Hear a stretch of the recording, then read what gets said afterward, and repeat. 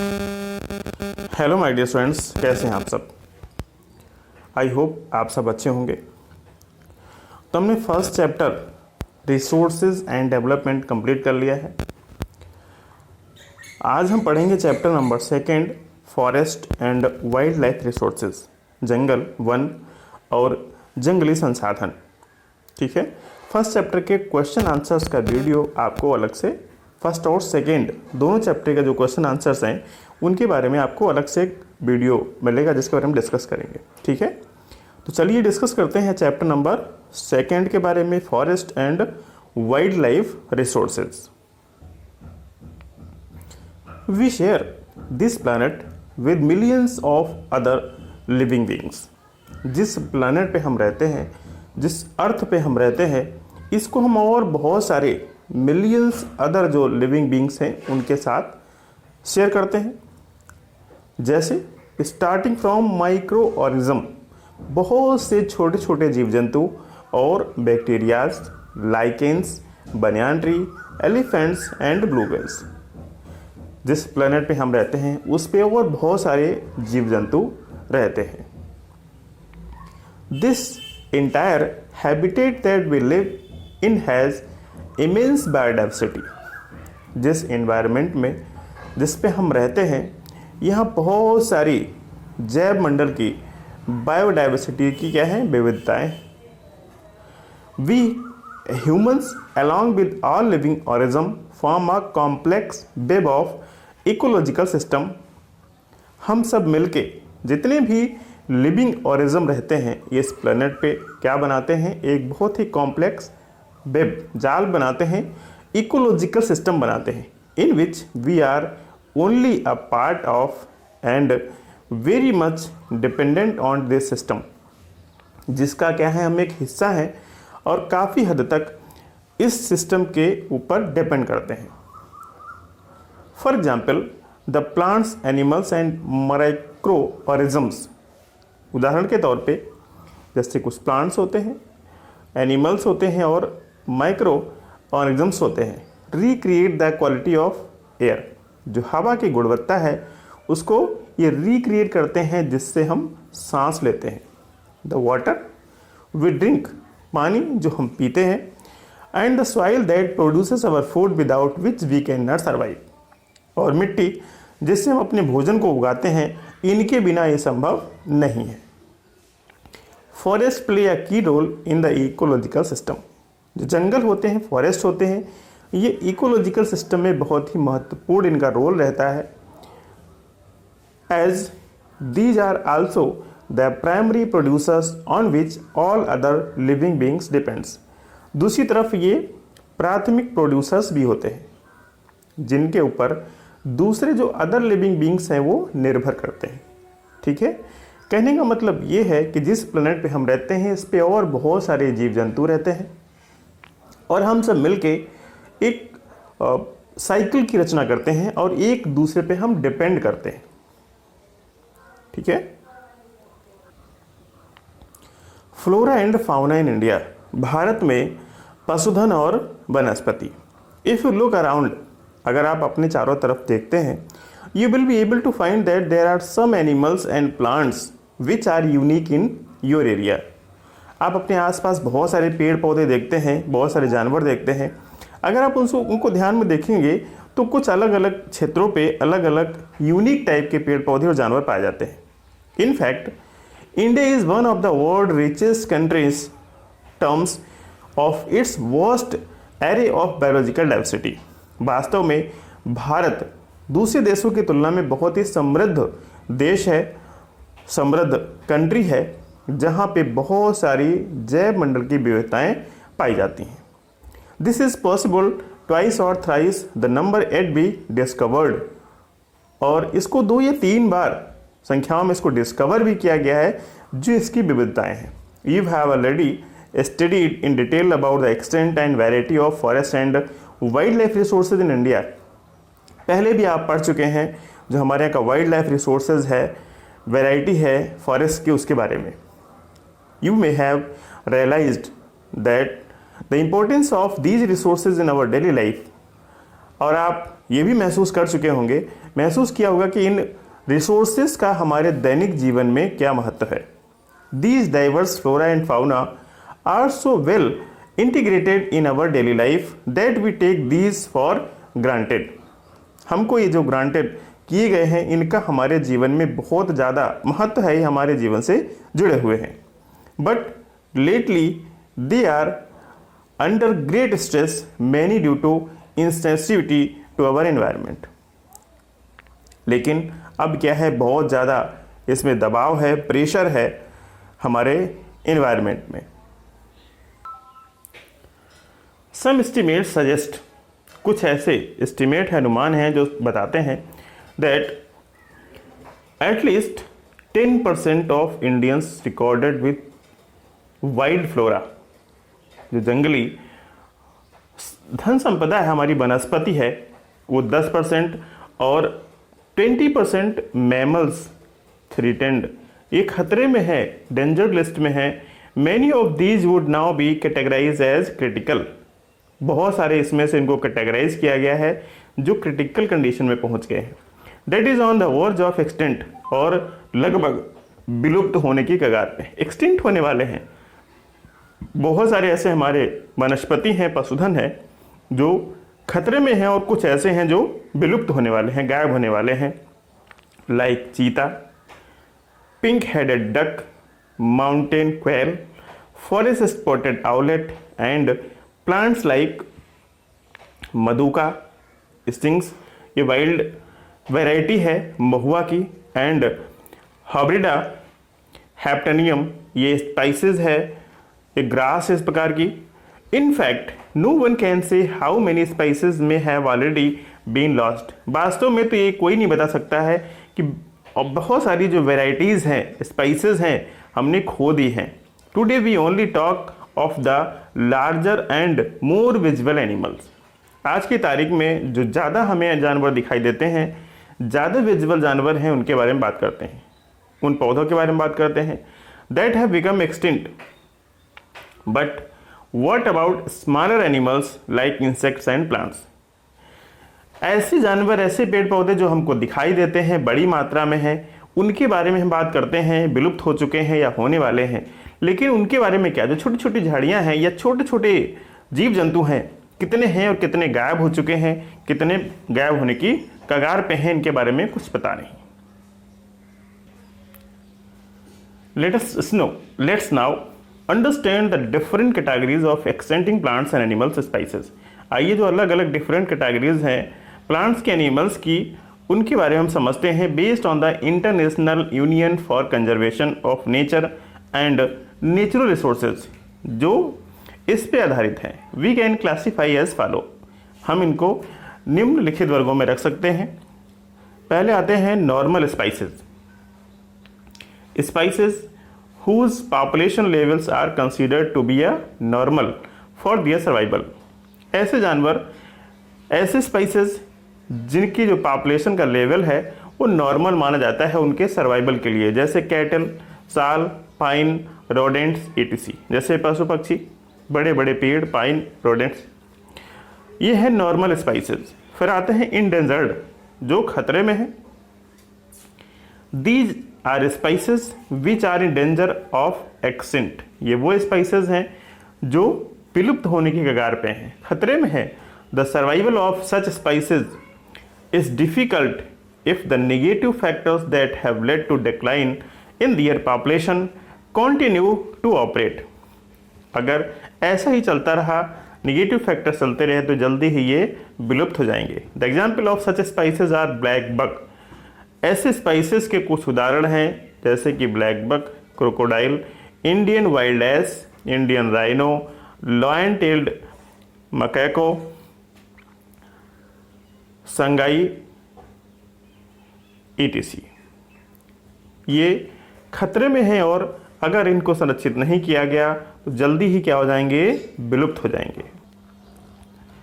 Next is vulnerable spices, इनको हिंदी में सुभेद्य कहते हैं।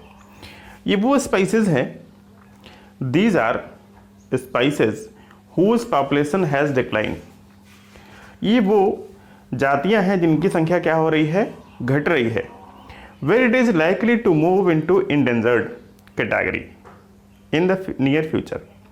भविष्य में ये कहाँ पहुँच जाएंगी? खतरे में पहुँच जाएंगी, विलुप्त होने की कगार पे पहुँच जाएंगी। If the negative factors continue to operate, अगर इसके नेगेटिव फैक्टर ही ऐसे चलते रहे, इनकी जो संख्या घट रही है उसको सही करने के, उसको न घटने को उपाय नहीं किए गए, तो यह संख्या भविष्य में बहुत ज़्यादा कम हो जाएगी और खतरे में पहुंच जाएगी। एग्जाम्पल है blue sheep, Asiatic elephant, Gangetic dolphin etc. फिर आते हैं रेयर स्पाइसेस, बहुत ही दुर्लभ स्पाइसेस विद स्मॉल पॉपुलेशन में मूव। वे स्पाइसेस जिनकी आबादी कम है, छोटी है, वो भी कहाँ जा सकती हैं? इंडेंजर्ड, खतरे में जा सकती हैं। इनके भी अगर निगेटिव फैक्टर्स नहीं अपनाए गए, इनको रोकने की कोशिश नहीं की गई, तो ये भी इंडेंजर्ड हो जाएंगी, जैसे कि Himalayan brown bear, wild Asiatic buffalo, desert fox and hornbill etc. ये कुछ ऐसे जानवरों के नाम हैं जो इन फ्यूचर क्या हो सकते हैं? विलुप्त हो सकते हैं। Endemic species, these are species which are only found in some particular areas. ये वो स्पाइसेस हैं जो विशेष क्षेत्रों में पाए जाते हैं। यूजुअली आइसोलेटेड बाई नेचुरल और जोग्राफिकल बैरियर, सामान्य रूप से इनको रिजर्व कर दिया जाता है, आइसोलेट कर दिया जाता है प्राकृतिक अथवा भौगोलिक बैरियर्स के द्वारा। उदाहरण के तौर पे such species are the Andaman teal, Nicobar pigeon, Andaman wild pig, mithun in Arunachal Pradesh etc. ये कुछ स्पाइसेस हैं जो इन क्षेत्रों में पाई जाती हैं। फिर आती हैं एक्सटिंक्ट स्पाइसेस, वे स्पाइसेस जो क्या हो चुके हैं? विलुप्त हो चुके हैं, एक्सटिंक्ट हो चुके हैं। These are spices which are not found after searches for known as likely areas where they may occur। ये वो स्पाइसेस हैं जहां ऐसी उम्मीद की जाती थी, जहां ये पाई जाती थी, लेकिन बहुत सारा खोजबीन के बाद भी अभी वहां नहीं पाई जाती हैं। Species may extend from a local area, region, country, continent or the entire earth. हो सकता है वो स्पाइसेस उस पर्टिकुलर क्षेत्र से विलुप्त हो गई हो, किसी उस पर्टिकुलर कंट्री से, कंट्री के क्षेत्र से अथवा कॉन्टिनेंट से, या पूरी पृथ्वी से ही वो जाति जानवरों की या पेड़ पौधों की विलुप्त हो गई हो। जैसे are the Asiatic cheetah, pink head duck. ये कुछ एनिमल्स हैं, स्पाइसेस हैं जो क्या हो चुके हैं? विलुप्त हो चुके हैं। Asiatic cheetah, where did they go? Asiatic cheetah ये कहाँ चले गए?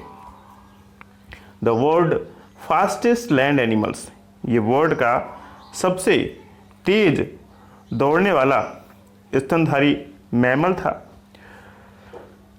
The cheetah is a unique and specialised member of the cat family. Cheetah cat परिवार से आता है। चीता, लायन, टाइगर, ये सारे कैट परिवार से आते हैं और ये बहुत इसका यूनिक और स्पेशलाइज्ड सदस्य था कैट परिवार का। And can move at the speed of 112 kilometre per hour, और 112 किलोमीटर प्रति घंटे की रफ्तार से दौड़ सकता था ये Asiatic cheetah. The cheetah is often mistaken for a leopard. चीता अक्सर आमतौर पे रहता है कि जो चीता है वो तेंदुआ होता है। It is distinguish marks are the long tear drop shaped lines on each side of nose from the corner of its eyes to mouth. इसकी जो एक विशेष पहचान होती है, इसकी जो आंखें होते हैं, तो इसकी आंखों से लंबी लंबी जैसे आंसू टाइप का कानों तक फैले रहते हैं। निशान नाक के दोनों तरफ, आंख से और मुंह तक ये फैले रहते हैं। ये इसकी विशेष पहचान होती है। लंबी लंबी जैसे काजल लगाते हैं पूरा, वैसे फैली रहती है, ये विशेष पहचान होती है। Prior to the 20th century, cheetah were widely distributed throughout Africa and Asia. 20वीं शताब्दी से पहले तक चीता कहाँ कहाँ पाया जाता था? अफ्रीका और एशिया में ये दूर दूर तक पाया जाता था। टुडे द एशियन चीता इज नियरली एक्सटिंक्ट। वर्तमान समय में जो एशिया में पाया जाने वाला चीता था वो लगभग क्या हो चुका है, विलुप्त हो चुका है, due to decline of available habitat and prey, क्योंकि इसका जो प्राकृतिक आवास है वो भी छिन रहा है और इसका लगातार शिकार भी किया जा रहा है। The spices was declared extinct in India long back in 1952। Bharat में इस जानवर की स्पाइसेस की विलुप्त होने की घोषणा 1952 में ही कर दी गई थी। What are the negative factors that causes such fearful depletion of the flora and fauna? ऐसे क्या नकारात्मक कारण हैं जिससे हमारी वनस्पति, हमारे पशुधन ये खत्म हो रहे हैं, इनका भयंकर fearful डिप्लेशन, बहुत ही भयानक ह्रास हुआ है, नुकसान हुआ है, ऐसे क्या कारण है? इफ यू लुक अराउंड, अगर आप अपने आसपास देखते हैं, you will be able to find out how we have transformed nature. तो आप पाएंगे कि कैसे हमने प्रकृति को क्या कर दिया है, बदल दिया है, परिवर्तित कर दिया है into a resource obtaining directly and indirectly from the forest and wildlife, woods, barks, leaves, rubbers, medicines, dyes, food, fuel, fodder, manure, etc.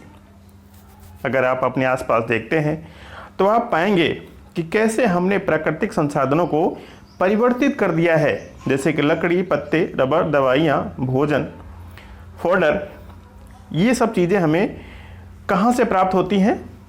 जंगलों से। All these things, wood, barks, leaves, rubber, medicines, dye, food, fuel, fodder, manure. So it is we ourselves who have depleted our forest and wildlife. चूंकि हमें ये सारी चीज़ें कहाँ से प्राप्त होती हैं? जंगलों से प्राप्त होती हैं, इसलिए हमने जंगलों को और वहाँ के जो पशुधन है, वाइल्ड लाइफ है, उसको नुकसान पहुँचाया। The greatest damage inflicted on Indian forest was during the colonial period. सबसे ज़्यादा जो नुकसान हमने पहुंचाया वो पहुंचाया हमने औपनिवेशिक काल में, जिस समय औपनिवेश शुरू हुआ।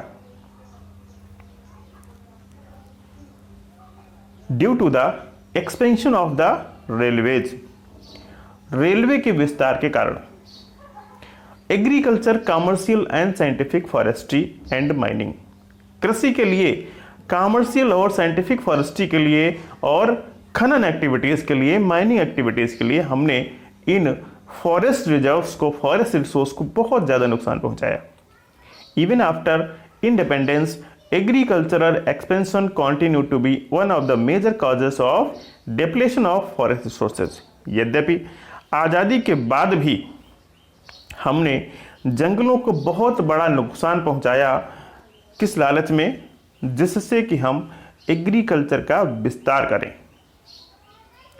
बिटवीन 1952 एंड 1980, 1951 से लेके 80 के बीच में, according to the forest survey of India, भारत का जो फॉरेस्ट सर्वे है उसके अनुसार 1951 से लेके 1981 तक over 26,200 square kilometre of forest area was converted into agriculture land all over India.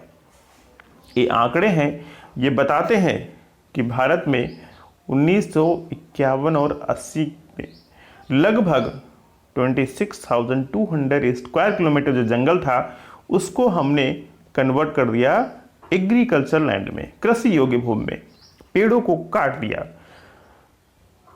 सब्सटेंटियल part of the tribal belt, specially in the north eastern and central area, have been deforested or degraded by shifting cultivation, a type of slash and burn agriculture. अधिकतर वैसे जो tribal क्षेत्र थे, विशेषतः से कौन? पूर्वोत्तर और मध्य, यहाँ पे एक प्रकार की खेती प्रचलित है जिसको हम कहते हैं शिफ्टिंग कल्टीवेशन अथवा झूम एग्रीकल्चर। इसमें होता क्या है, हम एक जगह जो पेड़ पौधे होते हैं उनको काट देते हैं, झाड़ियों को जला देते हैं और फिर एक पर्टिकुलर समय 1 ईयर 2 ईयर तक वहाँ खेती करते हैं। फिर जब उसकी फर्टिलिटी ख़त्म हो जाती है तो हम एक जगह से दूसरी जगह शिफ्ट हो जाते हैं। फिर जब नई जगह खेती करने जाते हैं तो वहाँ भी यही प्रोसेस अपनाते हैं, वहाँ के पेड़ पौधों को, झाड़ियों को काटते हैं, जलाते हैं। इस प्रकार भी बहुत बड़े जो क्षेत्र हैं फॉरेस्ट के, उनको काटा गया है, उनको नुकसान पहुंचाया गया है। Are colonial policies to be blamed? जो फॉरेस्ट पॉलिसी है उनके लिए जो वन नीति है, फॉरेस्ट पॉलिसी है, क्या उसको हम दोषी ठहरा सकते हैं? सम अवर इन्वायरमेंटल एक्टिविटीज, कुछ हमारे पर्यावरणविद हैं, पर्यावरण के विशेषज्ञ हैं, say that the promotion of few favoured spices, वो कहते हैं कुछ विशेष प्रकार के पेड़ पौधे हैं, उनको हम फेवर करते हैं कि इन पेड़ पौधों को लगाया जाए in many parts of India, Bharat के अलग अलग हिस्सों में, हैज़ बीन कैरीड, इससे भी क्या through the ironically termed enrichment plantation. हमारे जो पर्यावरणविद हैं उन्होंने बताया कि हम एक विशेष प्रकार के जो पेड़ पौधे हैं उनको लगाएंगे और इसके एवज में जो दूसरी हमारी वैल्यूएबल स्पाइसेस थी वो क्या हो गई, extensively planted and the other species eliminated. जिस पेड़ को हमने लगाया ज़्यादा से ज़्यादा और जो दूसरी प्रकार की स्पाइसेस थी वो खत्म हो गई। कहने का मतलब एक ही प्रकार के पेड़ पौधे बचे। For instance teak monoculture has damage the natural forest in South India. अगर हम बात करें उदाहरण के तौर पे, जो सागवान होता है, टीक होता है, इसका एक सिंगल प्लांटेशन चला पूरे दक्षिण भारत में, इससे जो दूसरे प्रकार के पेड़ पौधे थे वो नष्ट हो गए या खत्म हो गए। एंड चिर पाइन, जिसको पाइनस रक्सबर्गी कहते हैं, plantation in Himalaya have replace the Himalayan ऑक। इसने क्या किया, हिमालयन ऑक पाया जाता था उसको इसने रिप्लेस कर दिया। एंड रोबर्डन फॉरेस्ट, और रोबर्डन फॉरेस्ट कि किस प्रकार के जंगल हैं जो एकल पद्धति के द्वारा इनका प्लांटेशन किया गया, अपनाया गया, इनको ज़्यादा वैल्यू दी गई लगाने के लिए।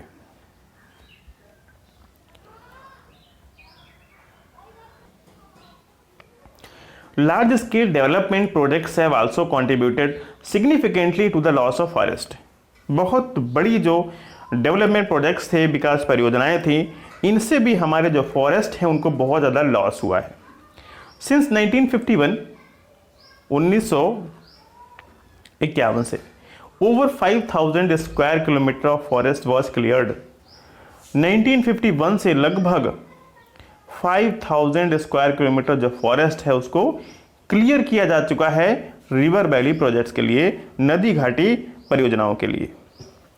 Clearing of forest is still continuing with projects like the Narmada Sagar projects in Madhya Pradesh which would induate 40,000 hectares of forest. जंगलों को काटना आज भी जारी है अलग अलग प्रोजेक्ट के लिए। जैसे मध्य प्रदेश में 40,000 हेक्टेयर से अधिक जो वन है, और जो नर्मदा सागर परियोजना है उसके लिए उनको हटाया जाएगा, काटा जाएगा। Mining is another important factor behind deforestation. वनों की बर्बादी का या वन क्षरण का एक और कारण है, वो है माइनिंग, खनन। The Buxa tiger reserve in west Bengal is seriously threatened by the ongoing dolomite mining. पश्चिम बंगाल में एक टाइगर रिजर्व है जिसको बक्सा टाइगर रिजर्व कहा जाता है। ये भी यहाँ एक खनिज पाया जाता है डोलोमाइट। इसके कारण ये बहुत ज़्यादा खतरे में आ गया है। क्या? वेस्ट बंगाल का जो बक्सा टाइगर रिजर्व है, ये यहाँ डोलोमाइट के खनन के कारण ये खतरे में पहुंच गया है। It has disturb the natural habitat of many spices. इसने क्या किया है, बहुत सारे स्पाइसेस हैं, जीव जंतु हैं, उनके प्राकृतिक आवासों को नुकसान पहुंचाया है। And blocked the migration route of several other including the great Indian elephant. और बहुत सारी ऐसी जातियां हैं जिनके जो रूट हैं, माइग्रेशन के आवागमन के रूट हैं, उनको भी क्या किया है, बाधित कर दिया है, जैसे कि भारतीय हाथी।